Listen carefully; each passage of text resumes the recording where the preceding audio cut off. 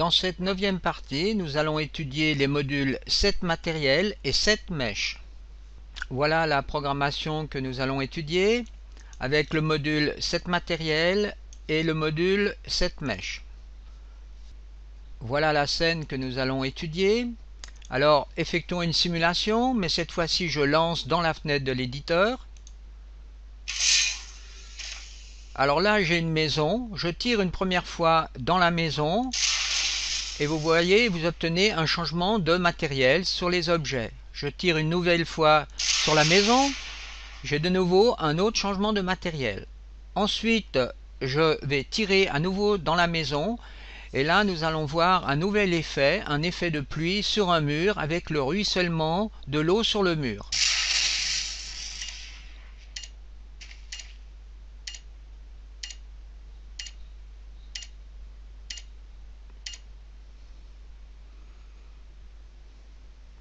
On commence donc cette programmation avec la sous-séquence Played Spanned que l'on connaît. La seule chose que je fais, c'est que je change ici et je rends visible le HUD à l'écran. Une fois que la map est chargée et visible, eh bien je commande ce fameux module setMatériel qui se trouve donc dans la liste sous New Action Actor setMatériel. Alors là, je désire mettre une matière initiale sur le sol. Dans les propriétés du setMatériel, eh bien, je choisis la matière que je veux mettre par défaut. Là, si j'appuie sur la loupe, on voit la matière que l'on utilise actuellement dans le browser. C'est cette matière-là. Je veux donc assigner cette matière au sol. Vous voyez déjà que ici, c'est une static mesh dynamique. Alors, on retrouve donc cette static mesh dans la scène en cliquant ici 2 fois. Là, je ferme le Kismet. Et vous voyez, c'est donc là le sol qui se trouve à cet endroit. Donc, souvenez-vous, pour convertir une static mesh en un objet dynamique, il suffit donc de sélectionner la static mesh, de faire bouton droit et d'aller sous Convert. Et vous faites un Convert to Mover. Ensuite, n'oubliez pas d'ajouter une collision sur cet objet dynamique en allant dans les propriétés, en allant ici sous collision, et là vous choisissez donc Block All dans la liste des collisions possibles.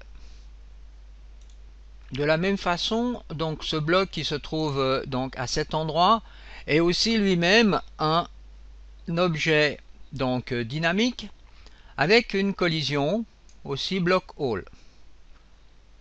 Vérifions le fonctionnement de ce module. Alors je rajoute ici, vous voyez, un breakpoint pour utiliser donc le debugger. Ensuite je vais dans la scène, j'oublie pas de cocher donc le debugger, le rendre actif. Et ensuite vous constatez ici la texture que vous avez actuellement. Je lance le jeu. Et le debugger, bien sûr, s'arrête sur setMatériel. Et je vais dans la scène et je vérifie que la matière a bien changé. Ensuite, le module LevelLoaded commande 2 modules toggle qui ont pour but soit d'activer le trigger ici en faisant turn on sur la sortie event de ce module, ou soit de rendre inactif le deuxième trigger qui se trouve ici avec turn off. Donc c'est la phase initiale. Alors regardons à quoi correspond donc ce trigger. Je clique 2 fois dessus. Voilà, l'objet est sélectionné dans la scène. Donc là, on constate une chose, c'est que ces 2 triggers qui se trouvent ici sont exactement les mêmes, ils correspondent donc au bloc, donc à la maison. Alors regardons dans les propriétés de ce trigger, et comme d'habitude, toujours la même chose, on met ceci à 1 et à 1, et ensuite le type de dommage que la maison donc reçoit, c'est des roquettes, des projectiles du type roquette, et là, attention, extrêmement important, maximum trigger count à 0 et player only décoché. Dans un premier temps, le trigger ici est actif, donc il reçoit un premier impact, ce qui nous permet de commander le switch et de sortir ici sur la sortie 1 et d'aller dans le set matériel qui va changer la matière du bloc et du sol. Avec le deuxième projectile, on va sortir donc sur la sortie 2. On va de nouveau dans un module set matériel, ce qui a pour but de nouveau de rechanger la matière donc sur le bloc et le sol. Et en parallèle, on désactive grâce au tourne off ici ce trigger et on en profite pour activer le second trigger avec un tourne on. Avec le troisième projectile, on a une information qui va sortir cette fois-ci ici et qui commande un nouveau module qui s'appelle setMesh.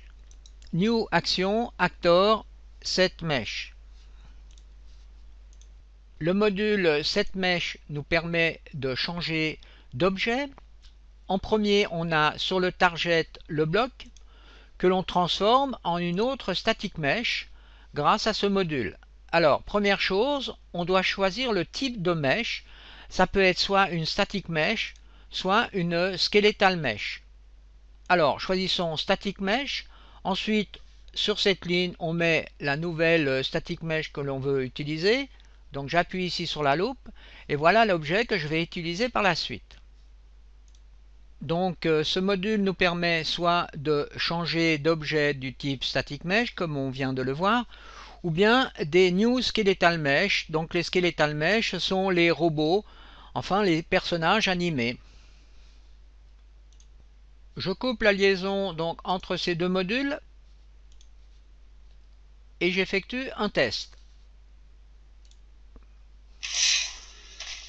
Premier projectile, changement de texture sur le bloc et sur le sol. Deuxième tir, de nouveau un changement de texture. Et troisième tir, on arrive au set mesh. Mais là, on constate déjà que le mur est dans l'espace et non situé au sol, et en plus que la texture qui se trouve sur ce mur n'est pas la bonne texture. Analysons la nouvelle static mesh. Donc voilà le mur, et là on constate qu'on a une texture animée qui simule la pluie. On clique deux fois sur la static mesh pour ouvrir l'éditeur de static mesh. Donc voilà le mur avec la texture animée.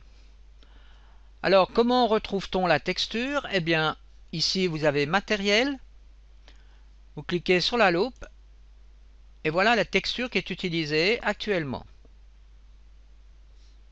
Pour réassigner la bonne texture sur le mur, on rajoute un module set matériel et on choisit cette texture dans le browser que l'on attribue donc dans le module set matériel sur cette ligne.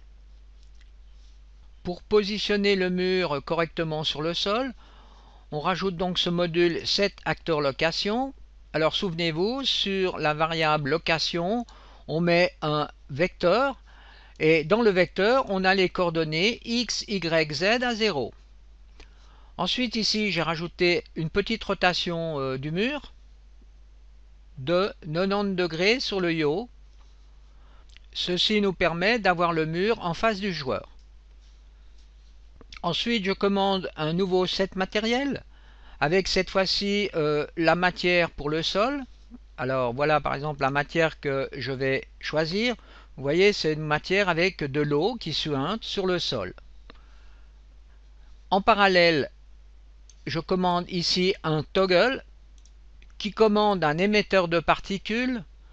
Donc cet émetteur de particules va nous simuler de la pluie. Alors on peut retrouver donc dans le browser l'émetteur de particules. Donc c'est celui-ci. Je clique deux fois sur l'émetteur de particules pour ouvrir l'éditeur. Et voilà donc les particules que je vais utiliser. Alors ensuite, n'oubliez pas dans les propriétés de l'émetteur de particules de désactiver Auto Activate, car c'est le toggle qui démarre l'émetteur de particules. J'ai rajouté donc à la sortie de ce module un nouveau module setScalarParamètres qui est un module extrêmement intéressant car il nous permet d'agir sur certains paramètres qui vont modifier la texture. Nous allons regarder ça un peu plus en détail. Alors première chose, c'est dans les propriétés donc de ce module de choisir la matière dont on veut modifier les paramètres. Donc cette matière se trouve à cet endroit et vous voyez c'est une matière du type instance. Alors voici la matière donc que l'on utilise, c'est cette matière qui se trouve ici. Si je clique deux fois sur le matériel instance, j'ouvre donc l'éditeur et vous voyez ici vous avez un paramètre qui est intéressant, c'est le paramètre rain, donc pluie. Si je mets ceci à 0, eh bien j'ai aucune simulation de la pluie sur la matière. Si je mets par exemple 0.5, eh bien on a une petite variation de pluie et 1 c'est le maximum. Par exemple, on a une pluie donc un peu plus intense sur la matière. Donc on va agir sur ce paramètre avec le Kismet. Petite astuce, si vous cliquez ici sur ce joystick, vous avez une simulation en temps réel dans l'éditeur. Alors, essayons une fois, par curiosité, d'augmenter le paramètre ici, mettons 3. Donc là, on voit vraiment l'influence que ça a. Je retourne dans le Kismet, et vous voyez, j'ai mis le nom à cet endroit, le nom du paramètre que je veux modifier, rain. Et ensuite, ici, vous avez la valeur. Alors là, j'ai mis une valeur extérieure, donc par défaut, j'aurai 0. Donc normalement, à ce moment-là, je n'aurai pas de pluie sur le mur. Alors faisons un test.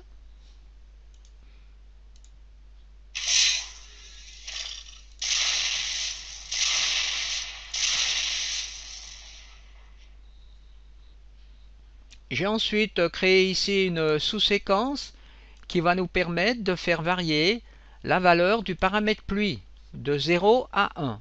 Alors ici, vous avez affaire à un simple compteur. Nous avons déjà vu le principe de fonctionnement. J'ai rajouté ici un module log qui nous permet d'afficher à l'écran les variations du paramètre pluie. J'ai utilisé ici un module division pour obtenir des valeurs plus petites que 1. Alors attention, pour que les valeurs soient visibles à l'écran, il faut que le HUD soit actif. Effectuons un dernier test.